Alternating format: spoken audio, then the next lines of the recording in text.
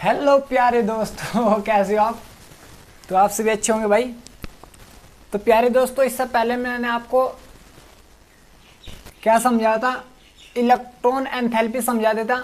आज हम समझेंगे इलेक्ट्रॉन लब्धि एंथैल्पी कि इलेक्ट्रॉन लब्धि एंथैल्पी क्या होती है। देखो प्यारे दोस्तों, इलेक्ट्रॉन लब्धि एंथैल्पी और इलेक्ट्रॉन बंधुता में बस थोड़ा अंतर है। वहां पर पॉजिटिव और नेगेटिव का डिफरेंस है और कुछ नहीं है भाई।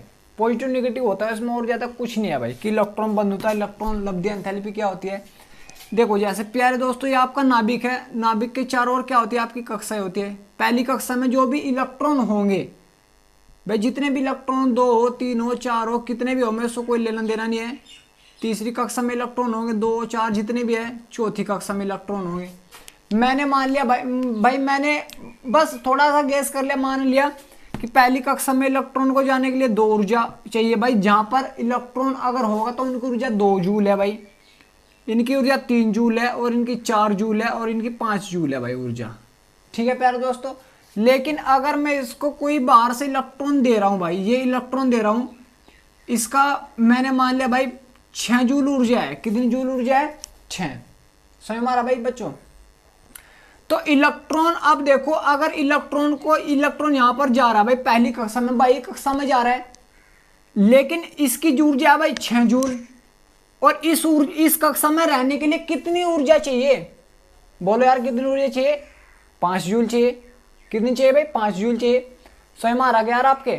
मैंने आपको बताया भाई। अब तुम देखो, ये इलेक्ट्रॉन है, इस इलेक्ट्रॉन की ऊर्जा भाई मैंने मान लिया यार, सपोज कर लो ना यार, 6 जूल है।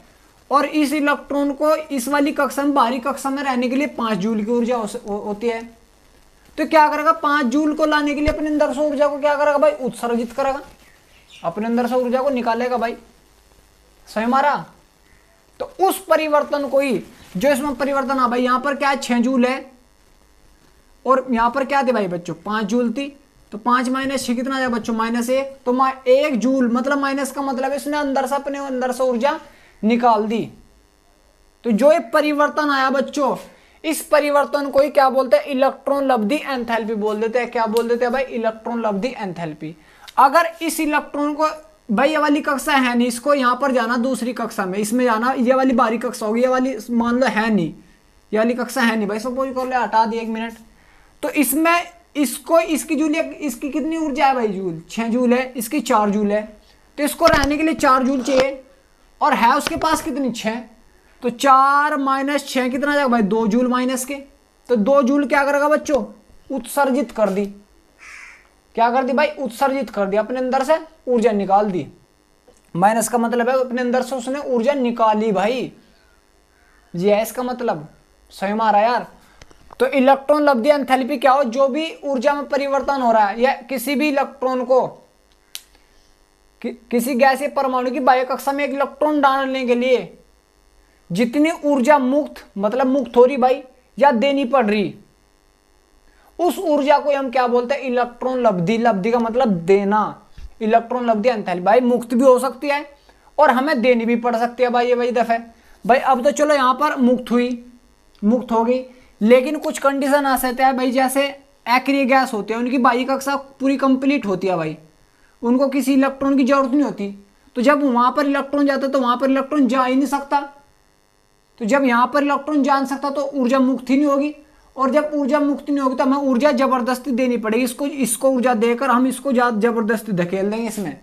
तो यहां पर ऊर्जा मुक्त नहीं होती, यहां पर ऊर्जा में देनी पड़ती है, और वहां पर ऊर्जा मुक्त हो रही, क्योंकि वहां पर जो भी परमाणु है भाई, उनको इलेक्ट्रॉन चाहिए, इलेक्ट्रॉन ले लेंगे भाई।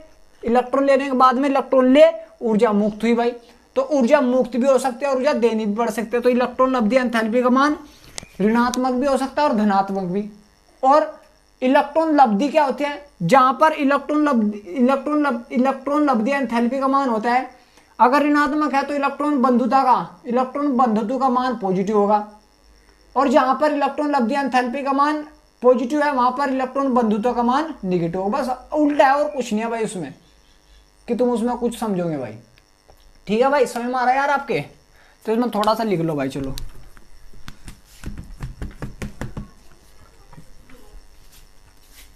लिखो भाई, किसी गैसीय परमाणु की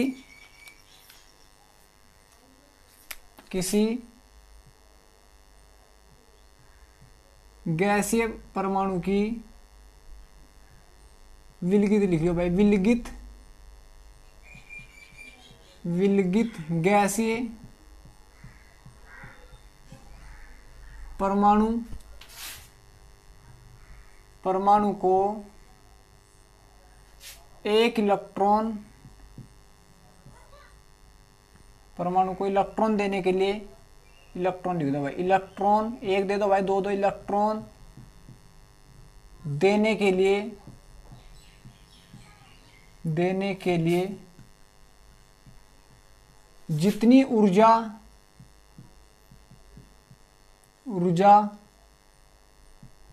मुक्त का मतलब क्या होता है भाई, जो निकलती है, मुक्त या देनी पड़ती है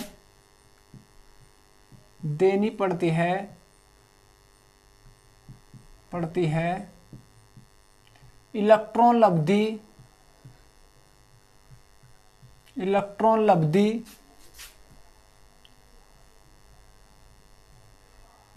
एंथैल्पी का मान इलेक्ट्रॉन लब्धि एंथैल्पी कहलाती है भाई, सॉरी कहलाती है भाई। इलेक्ट्रॉन भाई कोई भी विलगित गैस या परमाणु इलेक्ट्रॉन दिया तो अगर ऊर्जा मुक्त भी तो हो सके और हमें ऊर्जा देनी पड़ सके भाई बच्चों। ठीक है भाई, समझ में आ रहा यार? जी आ रहा। देखो जैसे भाई आपका कोई भी हैलोजन है, इसको हमने एक इलेक्ट्रॉन दिया तो हैलोजन को तो इलेक्ट्रॉन की जरूरत होती है, तो इसमें से क्या होगी, ऊर्जा मुक्त होगी भाई। और एक गैसीय परमाणु होने चाहिए भाई, गैसीय, तो इसमें तो ऊर्जा भाई क्या होगी बच्चों, मुक्त होगी। क्योंकि बच्चों आपका जो फ्लोरीन है, फ्लोरीन को हम इलेक्ट्रॉन दे सकते हैं, क्योंकि फ्लोरीन अपनी बाई कक्षा में 8 इलेक्ट्रॉन कंप्लीट करके स्थायित्व प्राप्त कर लेता है, तो इलेक्ट्रॉन को लेगा तो अपने अंदर से ऊर्जा इलेक्ट्रॉन क्या करेगा, उत्सर्जित करेगा, तो इस पर आ जाएगा Fe-। तो इसलिए इलेक्ट्रॉन बंधुत्व का मान, इलेक्ट्रॉन लब्धि एंथैल्पी का मान ऋणात्मक भी हो सकता है और धनात्मक भी। लेकिन अगर जैसे आपका नियोन है भाई, नियोन गैस को इलेक्ट्रॉन देने की, हीलियम गैस को, नियोन गैस को इलेक्ट्रॉन देने की कोई भी जरूरत नहीं है, क्योंकि इनका स्थायित्व पहले से कंप्लीट है। अगर हम इनको इलेक्ट्रॉन देंगे तो इन्हें ऊर्जा देनी पड़ेगी। यहां से ऊर्जा मुक्त हो रही थी, यहां पर ऊर्जा भाई, यहां पर ऊर्जा मुक्त हुई, ऊर्जा मुक्त। ठीक है भाई, डेल्टा Eg यहां पर क्या है बच्चों, ऋणात्मक हो जाएगा। क्या आ जाएगा भाई, ऋणात्मक, क्योंकि यहां पर ऊर्जा मुक्त हुई। ऋणात्मक का मतलब होता है बच्चों मुक्त होना, और यहां पर ऊर्जा में देनी पड़ेगी भाई। अगर इसको हम He- बनाएंगे तो यहां पर ऊर्जा में जबरदस्ती डाल ले उसमें भाई। अभी तुम ही देखो यार, एक डब्बा लो, एक डब्बा खाली है, उसमें तुम सिक्के डालते रहो, डलते जाएंगे। लेकिन अगर फुल हो गया तो आप ठोस के इस प्रकार भरोगे, उसमें नहीं भरोगे भाई, तो फिर हमें ऊर्जा देनी पड़ती है भाई। और जब वो खाली है पहले से ही तो उसमें तो ऊर्जा मुक्त होगी भाई। ये प्रोसेस है और कुछ नहीं है भाई। समझ में आ रहा आप सभी का भाई?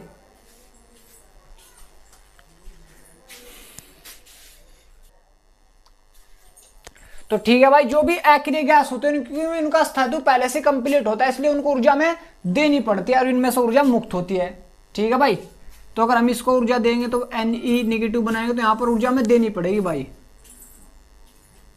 ऊर्जा देनी पड़ेगी।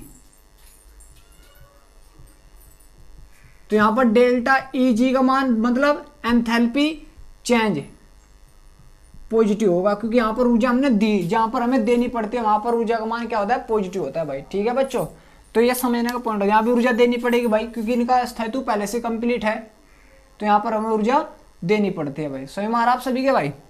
तो अब देखो जैसे, तो अगर मैं आपको बताने लगा भाई, अगर ऊर्जा मुक्त हुई भाई, अगर हमने किसी गैस या परमाणु को इलेक्ट्रॉन दिया तो उसमें से ऊर्जा क्या होगी भाई, मुक्त हुई। मतलब उसको चाहिए अगर भाई, अब तुम देखो भाई, मुझे 1 लाख रुपए चाहिए। ठीक है भाई, तो अगर जब मुझे चाहिए भाई, मुझे जरूरत है, तो मुझे अगर पैसा चाहिए तो मैं अपने अंदर से ऊर्जा निकालूंगा भाई। ठीक है भाई, और अगर जिसे ना चाहिए आप तो उसे जबरदस्ती दोगे, तो वहां पर हमें जबरदस्ती देने के लिए ऊर्जा देनी पड़ती है भाई। ठीक है, जिसको चाहिए, कोई भी गैस या परमाणु को उसको इलेक्ट्रॉन चाहिए तो वहां से ऊर्जा मुक्त हो गया, जिसको नहीं चाहिए तो वहां पर ऊर्जा में देनी पड़ती है भाई। ये है, तो लिख लो भाई, इलेक्ट्रॉन मतलब डेल्टा Eg H कब नेगेटिव होता है?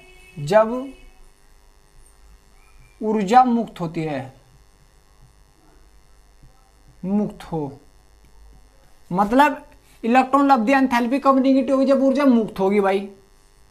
दूसरा भाई डेल्टा EgH कब पॉजिटिव होता है भाई? जब ऊर्जा देनी पड़ती है, देनी पड़े, ठीक है भाई, तो जब देनी पड़ती है, ठीक है बच्चों। तो अगर मैं आपसे पूछ रहा हूं भाई फ्लोरीन है, फ्लोरीन को इलेक्ट्रॉन देने के लिए ऊर्जा मुक्त हो गया? नहीं भाई, मुक्त होती है उसमें ऊर्जा, क्योंकि इसको जरूरत है भाई फ्लोरीन को अपना स्थायित्व प्राप्त कर ले, तो यहाँ पर ऊर्जा मुक्त होती है। और जब मुक्त होगी तो इलेक्ट्रॉन लब्धि एंथैल्पी का मान क्या होगा? ऋणात्मक होगा भाई। सही मारा, जहां पर ऊर्जा मुक्त होगी वहां पर ऋणात्मक, जहां पर देनी पड़ेगी वहां पर धनात्मक। जितनी भी अक्रिय गैस है, अक्रिय गैसों में बस धनात्मक होती है अक्रिय गैसों, क्योंकि वहां पर हमें ऊर्जा देनी पड़ती है, जबरदस्ती काम करना पड़ता है। ठीक है प्यारे बच्चों। और इसमें इलेक्ट्रॉन बंधुता पूछ लेता है, इलेक्ट्रॉन बंधुता का मान बस अगर जहां पर इलेक्ट्रॉन लब्धि एंथैल्पी का मान ऋणात्मक, इलेक्ट्रॉन बंधुता का, इलेक्ट्रॉन बंधुता वहां पर पॉजिटिव हो जाएगी भाई, जहां पर ऋणात्मक वहां पर पॉजिटिव, और इलेक्ट्रॉन बंधुता वहां पर नेगेटिव। अगर यहां पर पॉजिटिव तो वहां पर नेगेटिव, बस ये डिफरेंस और कुछ नहीं है भाई। ठीक है प्यारे दोस्तों। अब इसमें थोड़ा सा यह है कि इसके भाई थोड़ा सा इसको प्रभावित करने वाले कारक देख लेते हैं भाई, कि कौन कौन इसको प्रभावित करता है भाई। ठीक है प्यारे दोस्तों।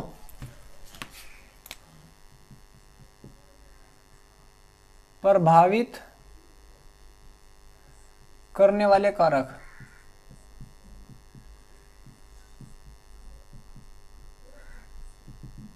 प्रभावित करने वाला भाई, इसे कौन कौन प्रभावित कर रहे हैं भाई? अगर तुम देखो परमाणु का आकार बड़ा है भाई, परमाणु का आकार बड़ा है, ठीक है, वो नाभिक के पास है। अब तुम थोड़ा सपोज करो भाई, यहां पर समझिए नाभिक है।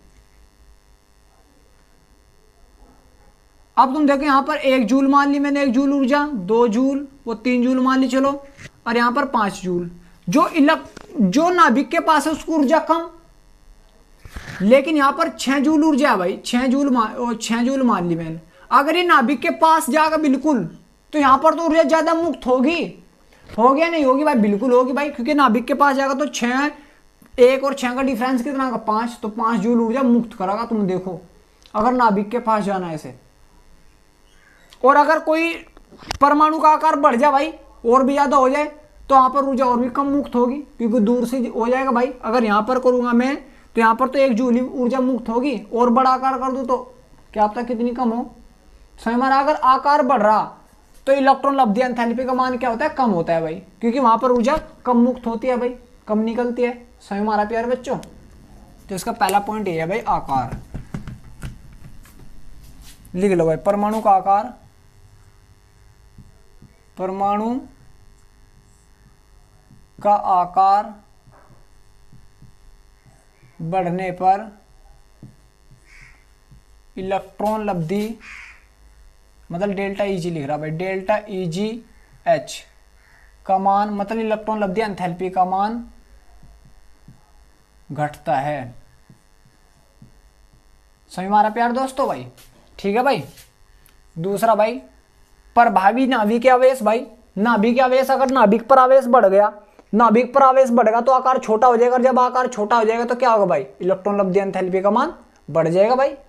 भाई प्रभावी नाभिक के आवेश बढ़ने पर इलेक्ट्रॉन लब्धि का एंथैल्पी का मान बढ़ता है, क्योंकि जब उसको हम इलेक्ट्रॉन देते हैं तो वहां पर ऊर्जा ज्यादा मुक्त होती है भाई। सही मारा प्यार दोस्तों?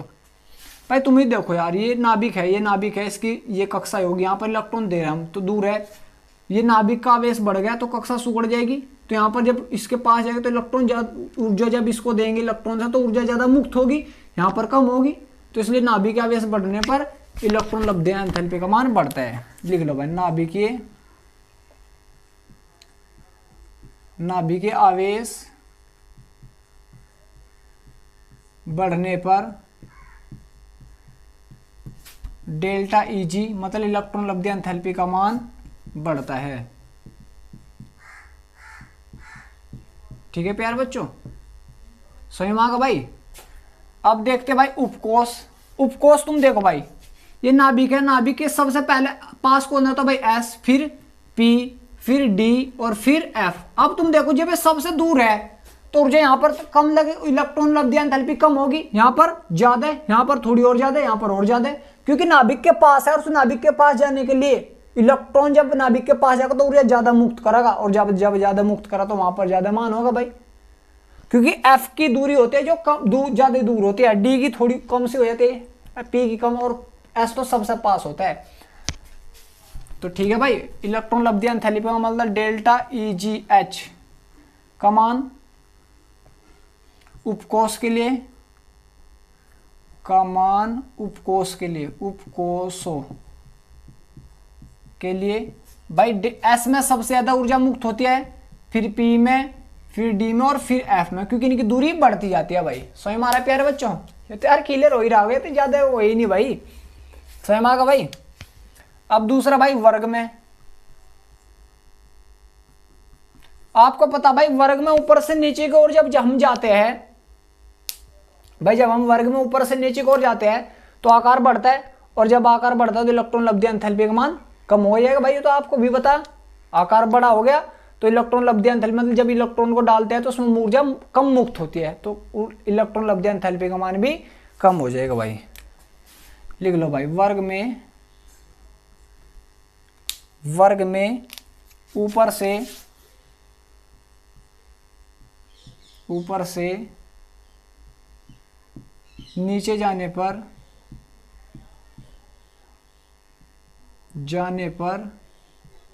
डेल्टा ई जी मतलब इलेक्ट्रॉन लब्धि एंथैल्पी का मान घटता है। समझ में आ गया प्यारे दोस्तों, क्या होता है भाई, घटता है। इसी प्रकार भाई आवर्त में भी देख लो,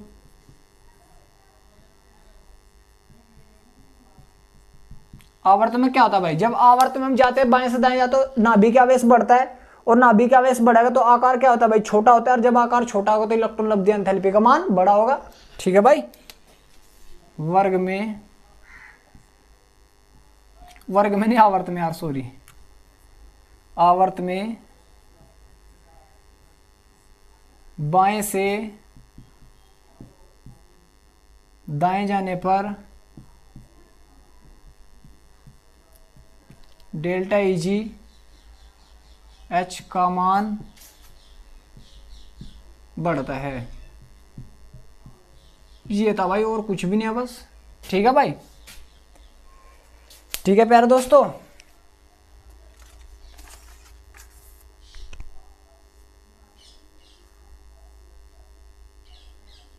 जैसे फास्फोरस भाई, फास्फोरस और सल्फर, क्लोरीन और फ्लोरीन, इसमें पूछ रहा है सबसे ज्यादा विद्युत किसमें इलेक्ट्रॉन लब्धि एंथैल्पी का मान ऋणात्मक होगा भाई, क्योंकि फ्लोरीन का आकार भाई छोटा है भाई, आकार छोटा है तो उसका आकार जब छोटा है तो उसको इलेक्ट्रॉन जब हम देंगे तो ऊर्जा ज्यादा मुक्त होगी, तो सबसे ज्यादा ऋणात्मक यहां पर होगा भाई।